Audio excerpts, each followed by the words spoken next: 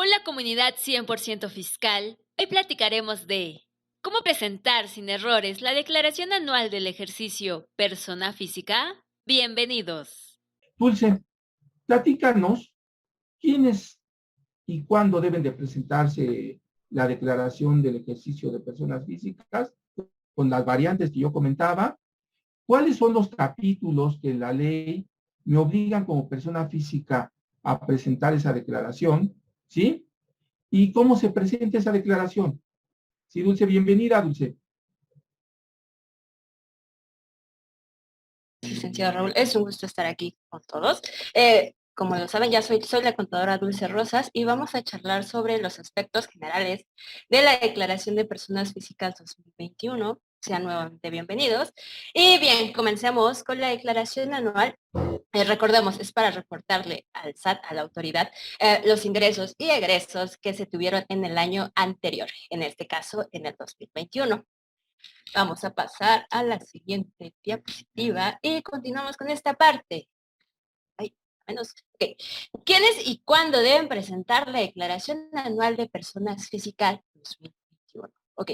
Eres persona física cuando resides en México y obtienes ingresos de cualquier país. ¿Ok? Por ejemplo, yo soy de México y recibo dinero de Japón, tengo que pagar mis impuestos. Ahora, también eres persona física cuando resides en el extranjero y tienes un establecimiento permanente aquí en México. Es decir, si yo vivo en España y a su vez tengo un local aquí en México, tengo que pagar el impuesto de los ingresos que está generando mi local. Dado lo anterior, tengo que presentar mi declaración anual de personas físicas a más tardar el 30 de abril del año siguiente, por lo que en este año nos compete hacerla, ahora sí, del 1 al 30 de abril del 2022, es decir, ya comenzamos. Así que les aconsejo que metan su declaración anual, estamos todavía a tiempo, para que se eviten de las multas. Si tienen alguna duda, con gusto nos pueden escribir. Avanzo. Justamente ahora vamos a la parte de los capítulos que forman este título cuarto de las personas físicas. Ok, comenzamos con el capítulo 1 de los ingresos por salarios y en general por la prestación de un servicio personal subordinado. Abarca del artículo 94 al 99. Ok, persona física. Si obtuviste hasta 400,000 pesos de ingresos y solo fue por salarios e intereses, no estás obligado a presentar la declaración anual. ¿Ok? Debes fijarte que los ingresos por intereses no sean mayores a 100,000 pesos y se hayan aplicado las retenciones correspondientes aunque no estés en el caso anterior. Si estimas que tendrás un saldo a favor, puedes presentar la declaración para obtener tu devolución. Seguimos con el capítulo 2 de las personas físicas con actividades empresariales y profesionales, artículo del 100 al 113, que se trata de servicios profesionales. Estos son las personas que prestan servicios profesionales, independientes y emiten comprobantes por conceptos de honorarios. A su vez, encontramos las actividades empresariales, que son las personas físicas que realizan actividades comerciales, de autotransporte, industriales. Aquí están las ganaderas, las agrícolas, las silvícolas y las de pesca. También está incluido el régimen simplificado de confianza, las personas físicas que realizan únicamente actividades empresariales profesionales u otorguen el uso o goce temporal de bienes. Y recordemos que aquí estaba el RIF, régimen de incorporación fiscal, el cual se derogó el año pasado. Más adelante les explicaremos a detalle todos estos, todo esto que les acabo de comentar. Ahora, continuamos con el capítulo tercero de los ingresos por arrendamiento y en general por otorgar el uso o goce temporal de bienes inmuebles. Abarca de los artículos 114 al 118. Los ingresos por arrendamiento son aquellos que cobran renta por otorgar uso o goce temporal de bienes inmuebles. Sigue el capítulo 4 de los ingresos por enajenación de bienes artículos 119 al 129. que habla de las personas que consiguen ingresos por la venta de bienes muebles o inmuebles. Ahora, el capítulo 5, ingresos por la adquisición de bienes, artículos 130 al 132. Es cuando se obtienen bienes por donación, prescripción, tesoros, así como las construcciones, instalaciones o mejoras permanentes de bienes inmuebles, que de acuerdo con los contratos de arrendamiento queden a beneficio del propietario. El capítulo 6 de los ingresos por interés, artículos 133 al 136, trata de quienes obtienen de personas morales deberán acumular sus demás ingresos. Luego, el capítulo 7 de los ingresos por la obtención de premios, artículos 137 al 139, donde se consideran ingresos por la obtención de premios, los que deriven la celebración de loterías, rifas, sorteos, juegos con apuestas y concursos de toda clase, autorizados legalmente. Cuando la persona que otorgue el premio pague por la cuenta del contribuyente el impuesto que corresponde como retención, el importe del impuesto pagado por cuenta del contribuyente se considerará como ingreso de los comprendidos en este capítulo. Sigue el capítulo 8 de los ingresos por dividendos y en general por las ganancias distribuidas por personas morales. Esto abarca el artículo 140. Las personas físicas deberán acumular sus demás ingresos, los percibidos por dividendos o utilidades, y podrán acreditar contra el impuesto que se determine en su declaración anual. El impuesto sobre la renta pagado por la sociedad que distribuyó los dividendos o las utilidades. Finalmente, el capítulo 9 de los demás ingresos que obtengan las personas físicas abarca de los artículos 141 al 146. Las personas físicas que obtengan ingresos distintos a los señalados en los capítulos anteriores los considerarán percibidos en el monto en que al momento de obtenerlos incrementen su patrimonio, salvo los que estén sujetos a regímenes fiscales preferentes. En este apartado contamos con el capítulo 10 de los requisitos de las deducciones y el capítulo 11 de la declaración anual, los cuales abordaremos a más detalle a continuación. Continúo con la siguiente. Esto es muy importante. ¿Cómo se presenta la Declaración Anual de Personas Físicas 2021?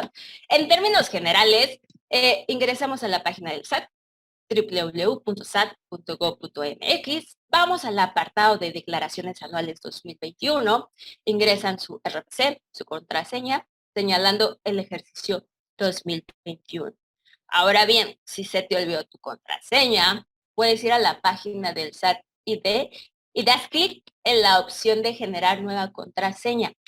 Esta generación de contraseña se hace mediante 3 pasos. Ingresas tu RFC, correo y contraseña, y también te pide una identificación oficial y te pide confirmar tu identidad con un videito y tu firma de solicitud.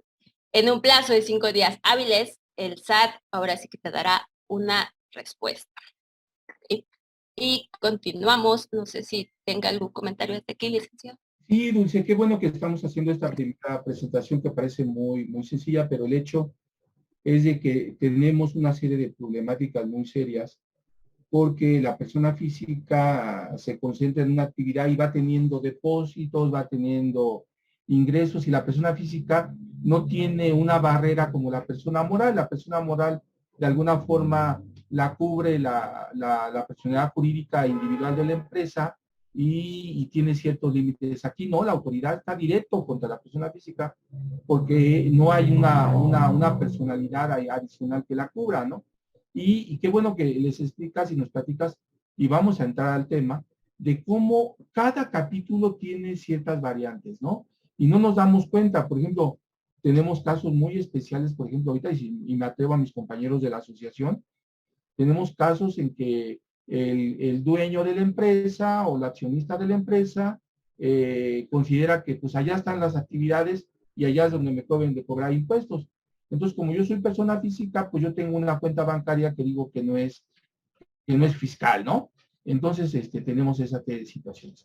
Entonces, esa situación pues, nos va generando problemas.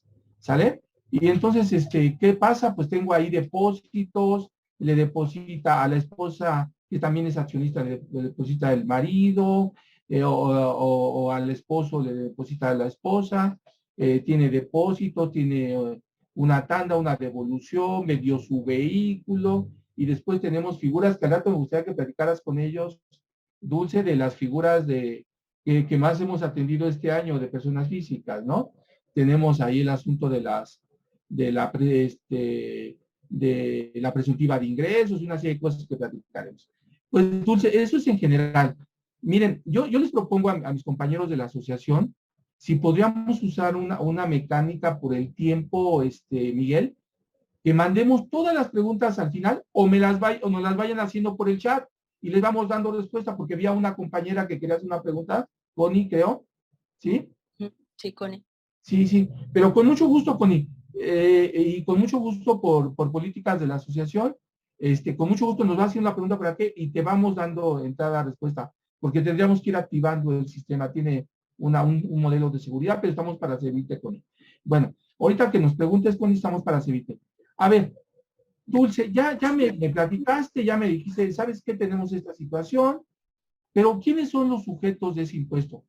Porque no necesariamente porque yo tenga un depósito sea un ingreso, porque ahí tenemos un asunto bien interesante, ¿no? Yo puedo tener un depósito y no necesariamente es un ingreso, ¿verdad? Pues, ¿quiénes son esos sujetos del impuesto, Dulce? ¿Cuáles son los ingresos? Y aquí nos lleva, no todos los depósitos son ingresos y no todos los ingresos se acumulan, ¿no? Y luego tenemos otro procedimiento, ese que platicábamos, ¿no? Nos encontramos que nuestros accionistas de las empresas, de pronto la empresa les presta dinero, la empresa les devuelve recursos o les hace un cheque a su nombre. ¿Qué pasa en todo eso, Dulce, a grandes rasgos, para ver cómo la vamos a aplicar en la declaración? Claro que sí, con mucho gusto. Háganse la presentación. Ok, empecemos. ¿Quiénes son los sujetos del impuesto sobre la renta? Ok, es importante comentar que no todas las personas físicas deben de presentar la declaración anual. Los obligados son, tienes la obligación si eres un trabajador independiente y percibes ingresos por honorarios. Ahora, si percibiste ingresos anuales mayores a 400,000 pesos, también tienes esta obligación. Si recibiste ingresos de 2 patrones, aun cuando no sean mayores a 400,000 pesos, también tienes esta obligación. Si percibiste ingresos por liquidación, tuviste indemnización laboral, si tuviste pensión, si te jubilaste, también tienes esta obligación. Ahora, si cobras rentas de algún inmueble, también la tienes. Y si ganaste algún premio como la lotería o cualquier otro, también tienes esta obligación de pagar estos impuestos. Ahora, continuamos con esta partecita. ¿Cuáles son los ingresos de las personas físicas en el ejercicio 2021? Aquí como lo tenemos en su lado izquierdo, tenemos la parte de ingresos. Okay. En efectivo, que es el dinero, las monedas, los billetitos, en bienes, cosas materiales de una persona como una casa o un auto. En la parte de los devengados, son los ingresos ganados, pero que se pagan posteriormente. Por ejemplo, rento una casa por el mes de febrero y el dinero me lo pagan en el mes de marzo. En la parte de crédito, en servicios, en los casos que señale esta ley y de cualquier otro tipo. Aquí es muy importante mencionar las diferencias cuando tenemos un ingreso o cuando tenemos un depósito. Un ingreso es aquel recibido por el fin de una actividad. Por ejemplo, tu quincena, ¿no? Que te llega cada quincena, cada 15 días. Perdón. Ahora, la parte del depósito, este es un ingreso esporádico, es decir, sucede una vez al año. Bien, ahora es importante mencionar la siguiente pregunta. ¿Sabías que las personas físicas podrían ser objeto del procedimiento de discrepancia fiscal, presuntiva de ingresos o dividendo ficto? Sí. Entonces todos vamos a estar como el monito que está ahí, todo asombrado. En efecto, la discrepancia fiscal ocurre cuando se comprueban que tus erogaciones en un año calendario son mayores a los ingresos declarados en la declaración anual de personas físicas. Pero, ¿qué son las erogaciones? Ok, de acuerdo con el artículo 91 de la Ley de Impuestos sobre la Renta, son todos los gastos, depósitos en cuentas bancarias o pagos a tarjetas bancarias por una persona física. Si se llega a caer en esta situación, el contribuyente contará con un plazo de 20 días para desvirtuar dicho caso. Estos se cuentan a partir del día siguiente de la fecha de notificación. Es importante mencionar que la discrepancia ya acreditada se presumirá ingreso grabado y se formulará la liquidación correspondiente. Ahora bien, es posible que tengas una presuntiva de ingresos. ¿Y qué es esto? ¿No? Esto sucede cuando la autoridad presume, sospecha, que tú como contribuyente obtuviste ingresos que no declaraste. ¿Okay? Los depósitos recibidos en efectivo y que no están fundamentados en ingresos. Estos, la ley los adiciona a los ingresos acumulables del ejercicio. Ahora, si caes en esta situación, también puedes aclarar la situación justificando estos depósitos. Esto se abarca en los artículos 108 y 109. Ahora, vamos con la parte de dividendo ficto. Para entender esta figura, recordemos que la palabra dividendo es el derecho que tienen los socios o accionistas de recibir ganancias o utilidades de una empresa. Ahora, ficto, según la Real Academia, es fingido o disimulado. Es decir, fingir o disimular una transacción que en realidad es un dividendo bajo otro concepto. ¿Ok? Por ende, estos préstamos entre socios no cumplen las características señaladas en el artículo 140 de la ley de ISR. Por ejemplo, cuando la empresa le deposita al socio dinero por concepto de viáticos y él no lo comprueba. ¿Okay? Esto sería, ahora sí que esta partecita. Cierro con que tienen que presentar la declaración anual de personas físicas a tiempo, todavía estamos a tiempo, para no recibir ninguna multa. Si tienen dudas, con mucho gusto les podemos ayudar. Nos pueden escribir aquí en el chat de Zoom, mediante el WhatsApp de la comunidad o mediante cualquier red social. Mil gracias por su tiempo y atención. Soy la contadora Dulce Rosas. Y bueno, no sé si tenga algún comentario o algo que complementar, licenciado. Sí, claro que sí, Dulce, muchas gracias. Es importantísimo a nuestros compañeros que nos acompañan el día de hoy, porque normalmente observamos y le decimos que el contador presente la declaración, ¿no? Y tenemos tres elementos que tú señalas, Dulce, nos gustaría recuperarlos. Uno, recuerden que en esta ocasión, como ya en los últimos 2 o 3 años, la información que tenemos en la declaración viene precargada, tienen todos los datos precargados. Es decir, tenemos información que la autoridad ha obtenido de la misma información que nosotros les damos. Tenemos información por los sueldos y salarios que percibió la persona física o porque emitió un CFDI por honorarios, por honorarios asimilados. Tiene la autoridad también los datos por el hecho de que adquirieron un bien, pero también tiene los datos que le dan las instituciones bancarias. Entonces, tenemos en este caso lo que tú señalas perfectamente, tenemos una discrepancia fiscal y recuerden que la prueba reina en materia penal fiscal es la declaración del ejercicio. ¿Sí? Es la declaración del ejercicio. Entonces, al presentar la declaración del ejercicio, ¿qué estamos entregando? Un documento bajo protesta de decir verdad, que son los datos reales, con los cuales yo estoy entregándole a la autoridad fiscal que tengo, que son los ingresos que percibí y las deducciones que percibí. Entonces, en ese sentido, tenemos que tener mucho cuidado porque es una declaración ante una autoridad, ¿eh? Cuando estamos en materia penal, en la Procuraduría Fiscal o en otras instancias, pues aquí está el documento que usted firmó, ¿eh? Y aquí dice que usted tuvo estos ingresos y en realidad nosotros tenemos estos ingresos identificados. Entonces, no podemos, y ya esa frasecita que siempre nos dicen ahorita la autoridad, no necesitas un contador para que te revise, pues no es cierto, ¿no? Porque a lo mejor esos datos que me está dando la autoridad no son reales. Tenemos casos ahorita en Prodecon y les comento a nuestros amigos de la asociación y a los que están invitados de otras organizaciones, que incluso el SAT se conjuntó con Prodecon para que si yo tengo en la información precargada información de patrones que desconozco, yo tengo que hacer un procedimiento con la Prodecon y con el SAT para bajar esos CFDIs que no son míos, ¿eh? Incluso un dato muy interesante, Dulce, en la formulación de personas físicas.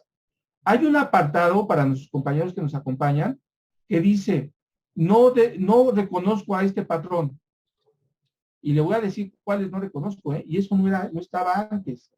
Entonces, quiere decir que hay un problema muy serio en el que tenemos personas físicas que han sido usadas para que con ellos facturen, sin que el contribuyente sepa, con su simple RFC, ¿eh?